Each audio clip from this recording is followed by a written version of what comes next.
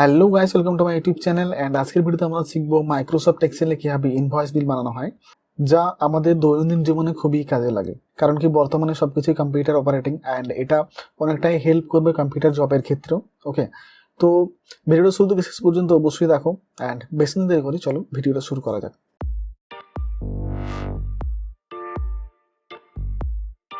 তো আমি চলে এসেছি এক্সেল শিটে, অ্যান্ড যখন আমরা কোনো কিছু তৈরি করব, যদি সেটা প্রিন্টেবল হয়, তো তার মাপটা প্রথমে আমাদেরকে জেনে নিতে হবে।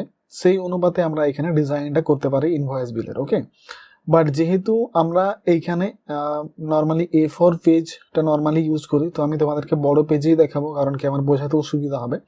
ওকে, তো পেজের এরিয়াটা আমি কীভাবে নিতে পারি যদি আমি A4 পেজে প্রিন্টেবল কোনো ইনভয়েস বিল তৈরি করি, তো তার জন্য আমি পেজের মার্কিংটা নিয়ে নিতে পারি। ওকে, তো এইখানে দেখো আমাদের বিভিন্ন রকমের normal page, page layout and page break preview. Okay, তো এখান থেকে আমি পেজ লেআউটে ক্লিক করব, অ্যান্ড যখন আমি পেজ লেআউটে ক্লিক করলাম তখন কিন্তু যতটা পেজ আমাদের প্রিন্টে আসবে ততটা পেজ আমাদেরকে শো করছে। ওকে, তো আমি আবারও চলে যাচ্ছি নর্মালে, অ্যান্ড যখন আমি ক্লিক করলাম নর্মালে, তখন তোমরা দেখতে পাচ্ছ যে আমাদের সামনে পেজ বর্ডার চলে আসছে, অর্থাৎ এটা একটা পেজ, এটা একটা পেজ, এভাবে এগুলো ভাগ ভাগ হয়ে যাবে। ওকে, তো নর্মালি আমরা এই পেজটার মধ্যে ডিজাইন করব, তাহলে প্রিন্টের সময় আমাদের সুবিধা হবে, অর্থাৎ কোনো রকমের কাট হবে না। ওকে, তো আমি প্রথমে লিখছি আমার কোনো দোকানের নাম, তো আমি এখানে লিখছি computer shop PVT Ltd, and তারপর আমরা লিখবো অ্যাড্রেস। ওকে, তো আমি আমাদের লোকালের কোনো একটা অ্যাড্রেস এমনি দিয়ে দিচ্ছি, তোমরা নিজেদের মতো করে দেবে নিজেদের অ্যাড্রেস। আমি লিখছি সিলদা, নিমতলা চক, ঝাড়গ্রাম রোড, অ্যান্ড দেন এখানে আমি লিখতে পারি ইনভয়েস বিল, ঠিক আছে, বা বিল ইনভয়েস। ওকে, তো এটাকে আমরা প্রথমত যেগুলো লিখলাম সেগুলোকে আমাদের ডিজাইন করার প্রয়োজন নেই, কারণ কি এখনই যদি আমরা এটা ডিজাইন করতে চাই, তো পরে যখন আমরা নিচে যে আমাদের প্রয়োজনীয় জিনিসগুলো, যেমন কি সিরিয়াল নাম্বার হয়ে গেল, প্রোডাক্ট নেম হয়ে গেল, কোয়ান্টিটি, রেট, এগুলো যখন করব না, তখন কিন্তু এইখানে আমাদের সমস্যায় পড়ে যায়। আমরা প্রথমে যদি আমরা মার্জিন সেন্টার করে ফেলি না, তো তখন আমাদের সমস্যা হয়। তো তোমরা দেখতে পাবে আমি কিভাবে মেনটেন করছি। প্রথমে জাস্ট এগুলোকে তোমরা লিখে নাও, এটাকে ডিজাইন করার কোনো প্রয়োজন নেই। ওকে, দেন আমরা এখানে লিখতে পারি কাস্টমার নেম, আমি শর্টে করে নিলাম কাস্টমার নেম, কাস্টম নেম করে, অ্যান্ড এইটাকে আমি এখানে ছেড়ে দিচ্ছি কাস্টমারের নেম লেখার জন্য।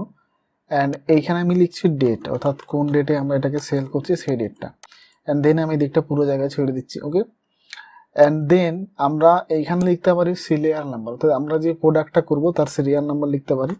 সিরিয়াল নাম্বার করলাম, তারপর লিখছি প্রোডাক্ট নেম। ওকে, তারপর লিখছি রেট,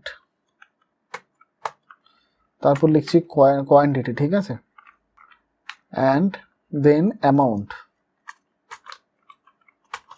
ওকে, তো মোটামুটি নর্মালি একটা ইনভয়েস বিলের মধ্যে এই জিনিসগুলোই থাকে, ঠিক আছে, serial number, product name, rate, quantity and amount.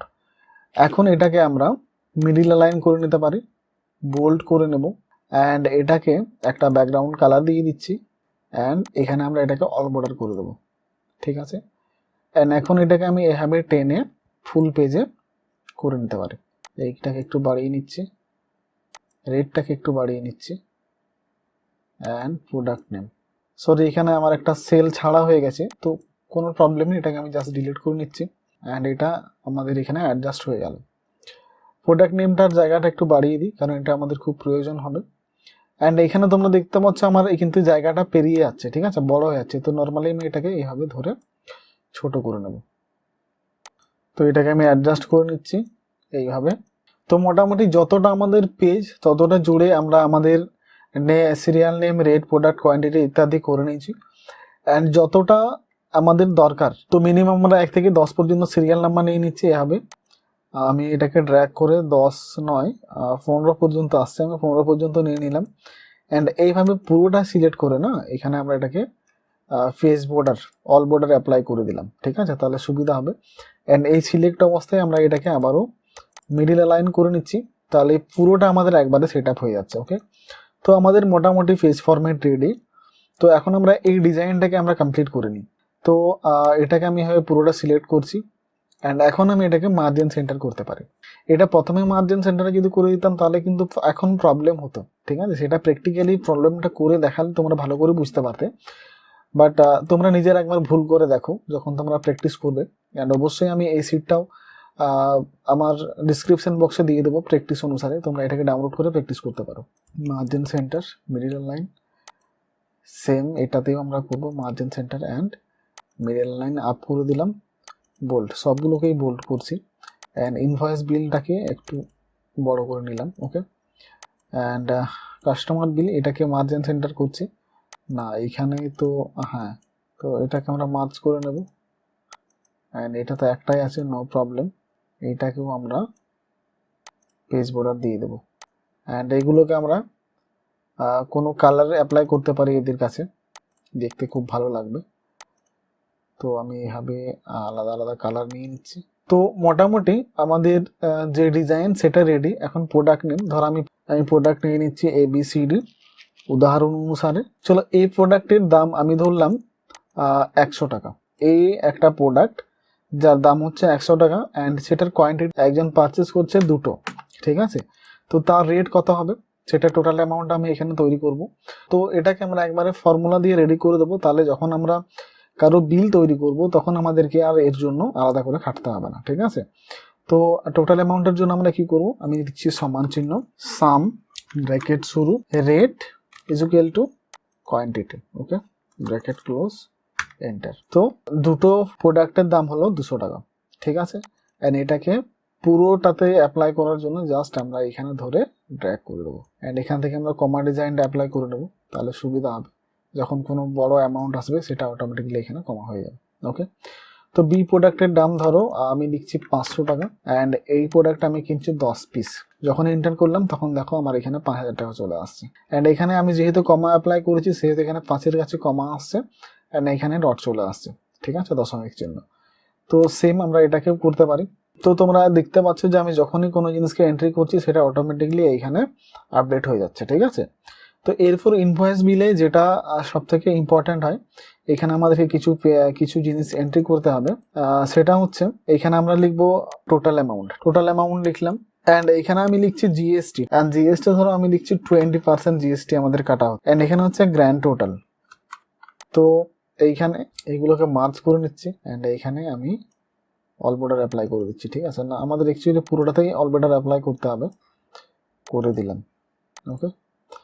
And এইখানে আমরা টোটাল অ্যামাউন্টটা কীভাবে বসাবো, তো টোটাল অ্যামাউন্টের জন্য আমরা সমান চিহ্ন করবো আর লিখবো সাম ব্র্যাকেট শুরু, পুরো রেঞ্জটাকে আমরা সিলেক্ট করবো এতটা, ব্র্যাকেট ক্লোজ, এন্টার। তো যা যা জিনিস আছে এদের টোটাল অ্যামাউন্ট আমাদের আসছে 10,600 টাকা অ্যান্ড জিএসটি 20% এখানে কাটবে, ঠিক আছে? তো জিএসটির জন্য এখানে জাস্ট আমরা আবারও সমান চিহ্ন লিখবো অ্যান্ড সাম ব্র্যাকেট শুরু করবো অ্যান্ড টোটাল অ্যামাউন্টতে ক্লিক করবো ইন্টু জিএসটি 20%, ঠিক আছে? তো এখানে আমি লিখবো 20 অ্যান্ড পার্সেন্টেজ অ্যাপ্লাই করবো, দেন ব্র্যাকেট ক্লোজ, এন্টার। তো টোটাল অ্যামাউন্টে আমাদের জিএসটি 10,600 টাকা, জিএসটি হচ্ছে 2,120 টাকা যেহেতু 20% GST amount. And grand total কত হবে, গ্র্যান্ড টোটালের জন্য আমরা জাস্ট আবারও সমান চিহ্ন অ্যাপ্লাই করবো, সাম অ্যান্ড এই দুটোকে সিলেক্ট করবো, ব্র্যাকেট ক্লোজ, এন্টার। তো টোটাল অ্যামাউন্ট আমাদের হচ্ছিল 10,600 টাকা, জিএসটি অ্যাড করে সেটা হয়ে গেল 12,720 টাকা। অ্যান্ড এটাকে আমি আবারও একবার মার্জ করে নিচ্ছি অ্যান্ড এখানে আমরা সিল সিগনেচার একটা কিছু লিখতে পারি। তো আমি এখানে লিখছি সাইন অ্যান্ড এর মাথায় আমরা একটা মার্ক করতে পারি।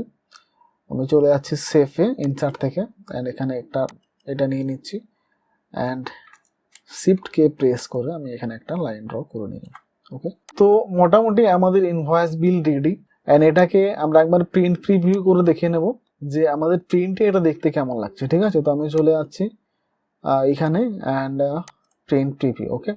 তো আমাদের এই বিলটা এইরকম প্রিন্টে আসছে অ্যান্ড এটা সেভ হয়ে গেলে একবার যখন আমাদের ফরম্যাট রেডি হয়ে যাবে তারপরে নতুন বিল তৈরি করার জন্য তো কোনো ব্যাপার নয়, আমাদের ধরো এখানে ফরম্যাট বানানো আছে অ্যান্ড আমাদের সব ফর্মুলা অ্যাপ্লাই করা আছে, জাস্ট আমরা নাম চেঞ্জ করব অ্যান্ড এখানে rate, quantity, amount and product name, ঠিক আছে? আমি এখানে এবিসিডি লিখেছি তোমাদেরকে বোঝানোর জন্য, এটা তো সিম্পল, বোঝানোর কিছু নেই, ওকে। তো এই ছিল আমাদের আজকে ইনভয়েস বিল বানানোর প্রসেস। আশা করি তোমাদের ভিডিওটা ভালো লাগলো অ্যান্ড ভালো লাগলে please like the video and subscribe the channel. পারলে অবশ্যই শেয়ার করে দেবে। তো দেখা হচ্ছে পরের ভিডিওতে নতুন কোনো টিপস অ্যান্ড ট্রিক্সের সাথে।